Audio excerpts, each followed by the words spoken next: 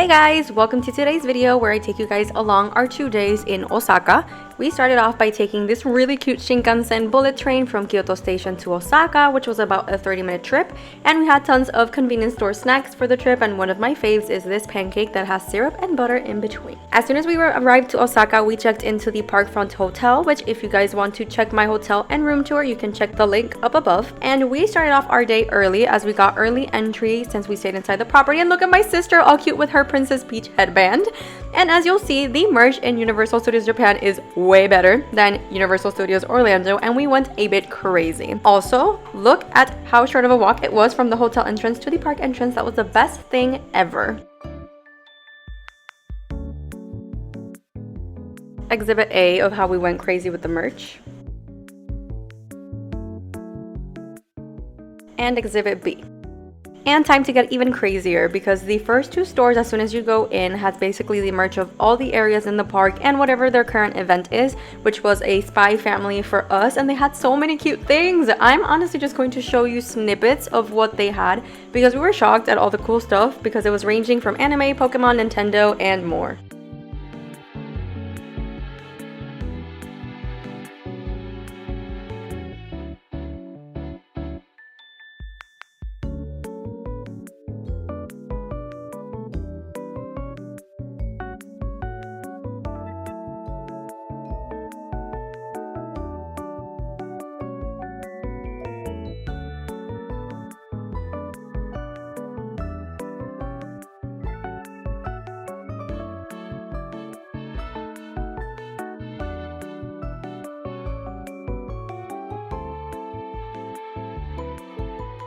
I think it's so funny the fact that everybody's just rushing to the rides and we're literally just hopping store from store and buying everything we want early in the morning, which is what I recommend to do, because at the end of the night these stores get so packed that it is crazy and you can barely walk in.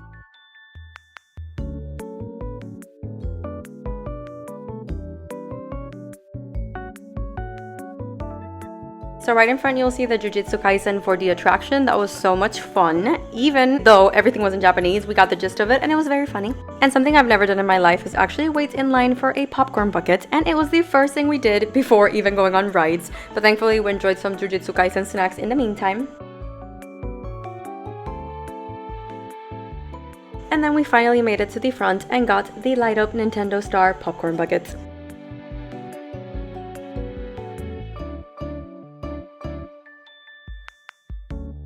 As soon as you enter the theme park, to the right hand side there is this area that is identical to the Universal Studios Orlando park, where they had the Schwab's Pharmacy and Mel's Diner, which was so nice to see. But they also have different things like this Pokemon stand where you can get food like curry filled bao buns and churro that we got at the end of the night.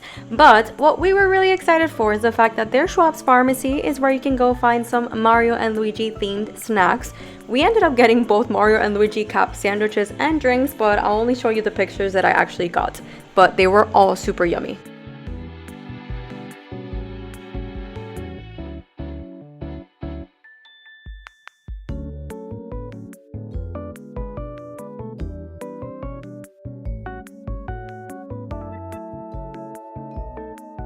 Here is Mel's Diner, kind of identical except for the fact that they had the cool cars up front.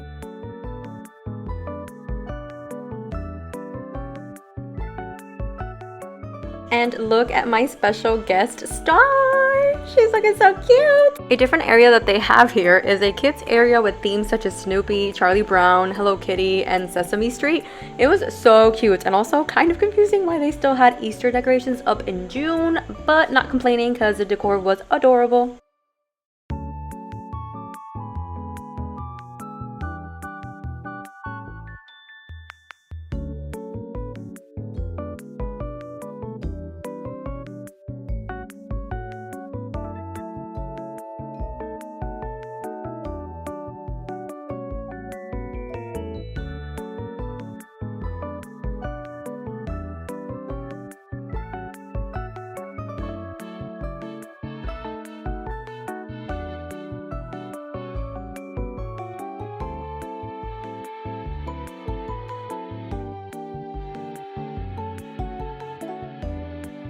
Also felt kind of starstruck because this was the first time I had ever seen Hello Kitty and her boyfriend Daniel in real life.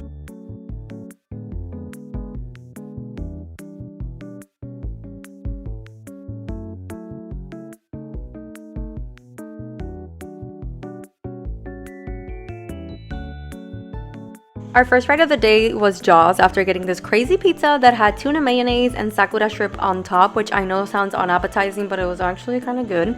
And we also got this cute hot dog, and you could put ketchup on it as blood. And as if it's any surprise, the Jaws ride here was so much better. It was all in Japanese, so we didn't fully understand, but the acting was impeccable and their animatronic was way better. Then it was time to go to Super Nintendo World, and on our way we passed the Flying Dinosaur, which had a 90+ minute wait all day, and my husband was shocked, asking if we were getting on that, and it's safe to say that we did, but he didn't, and I'll get back into that later. But as my friends Teresa and Matt have pointed out, I've been a total weeb editing these videos because I get so excited, and the one thing that I was most excited for was Super Nintendo World. We stood in line for our entrance time, and then the first thing we went to do was buy our power-up bands, which was super easy to register, and of course my sister got Princess Peach and I got my Queen Daisy.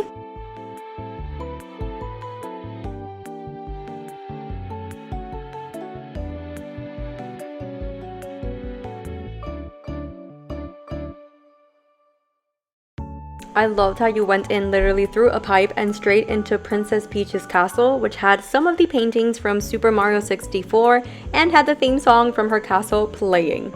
We were genuinely in shock, which is why my dad kept turning around back to take pictures of us, because as you see very soon, we had very surprised faces.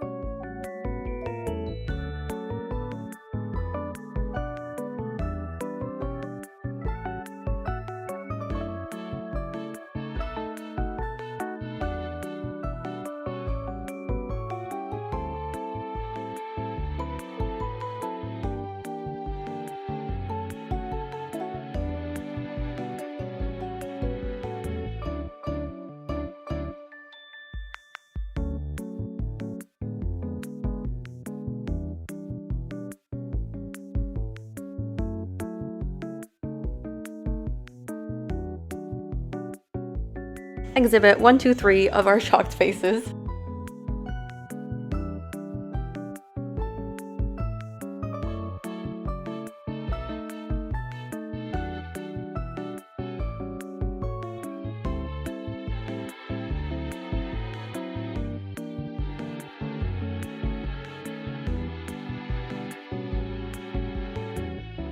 I'll be honest, I was originally meh about getting the power-up bands, but I had so much fun getting coins around the park and unfortunately got competitive.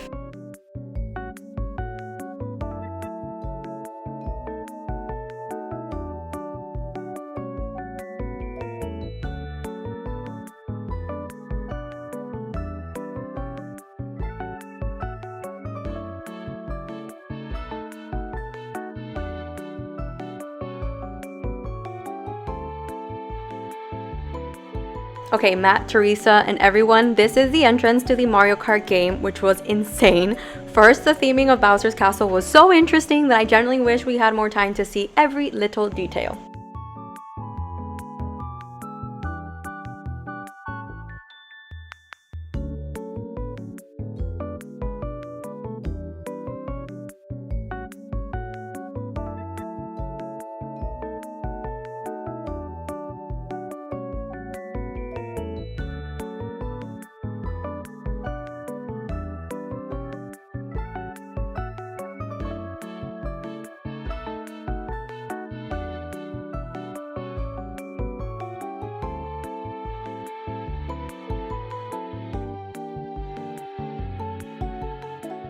My favorite things was seeing all the trophies from the cups and later on seeing the main character outfits life-size.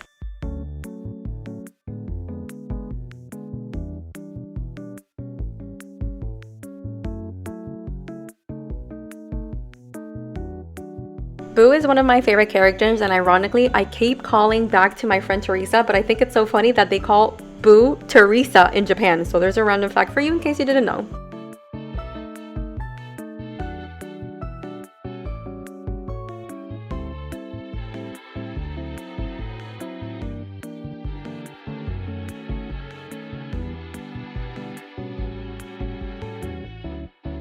The ride itself was so much fun, and I really felt like I was inside of the game, and once you exit, of course, you have a gift shop with tons of cool merch.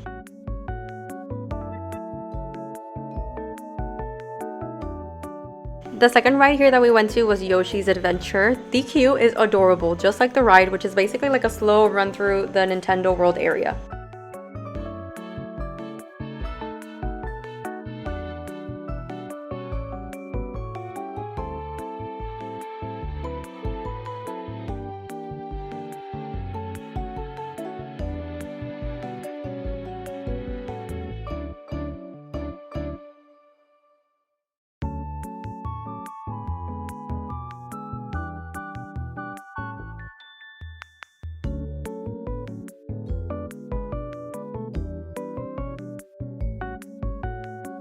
I didn't record what we did after, but we went on Hollywood Dream Backdrop, which was insane. It was a roller coaster that they have, but you go backwards in the track, and you could also listen to the Jujutsu Kaisen theme song as you rode it, so it was so much fun.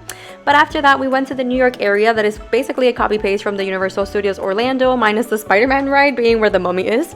And something cool that we enjoyed was that their Finnegan's Bar and Grill had a limited Spy Family menu with so many yummy food items and adorable things to take back home, like a coaster.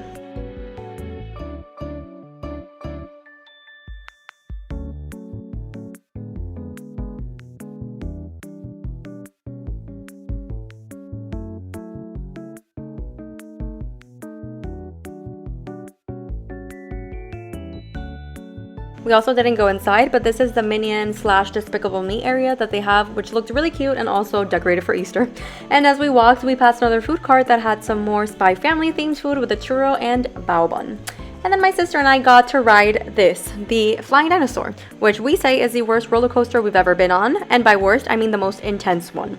As you can see, you're basically laying down on your stomach and they ask you to leave everything in the lockers, including glasses. So my sister left hers and I kept mine because if not, we would literally be blind leading the blind. And it's apparently only 1 minute long, but it felt like 5 minutes to us. And I know it sounds dramatic, but we love intense roller coasters. And we both felt so nauseous during this and after. So if you're looking for an intense ride, this is the one for you. But after regaining our strengths, we walked the rest of the park and this double rainbow showed up for the end of our evening, which was awesome. I do want to mention that we didn't go because it seemed to also be a copy minus some tiny changes of the US version, but there's also a Harry Potter world here with the same rides. And honestly, at the end of the night, we just walked back to the hotel and walked through the stores at City Walk. I really liked that they had stores with snacks and merch from Osaka itself, not just Universal Studios Japan, and they also had a McDonald's and Shake Shack.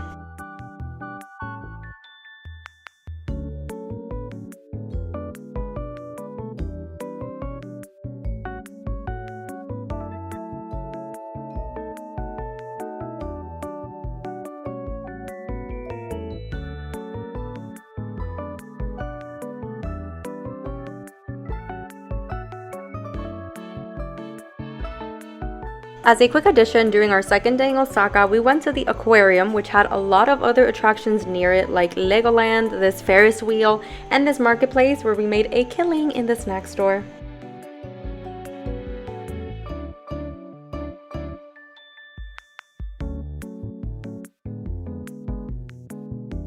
The aquarium itself was huge and had a lot of cool exhibitions, but oh my god, it was packed. Sometimes it was hard to see the animals as there was like hordes of people standing in front, but here are some of my favorite exhibitions.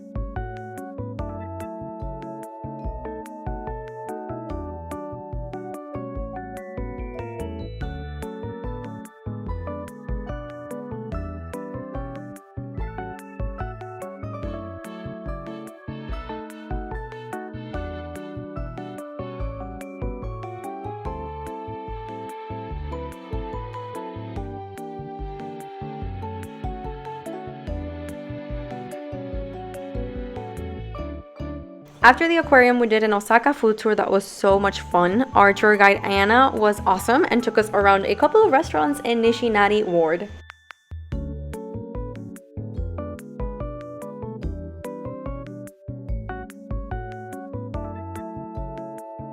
I didn't record it because it was prohibited, but they had an alcoholic vending machine that was so interesting.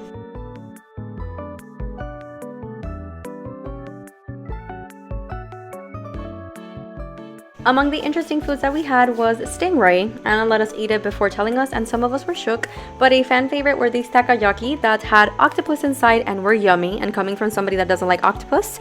And the second fan favorite was this ramen with tofu that you could spice up, and it was insanely good coming from my dad who doesn't like tofu. And we just honestly ate and drank at other spots, but I didn't really record anything else. But that is it for today's video. Thank you so much for joining me during our time in Osaka.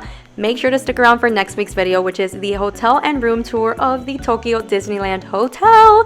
So thank you again for joining me, and I'll see you in the next one. Bye!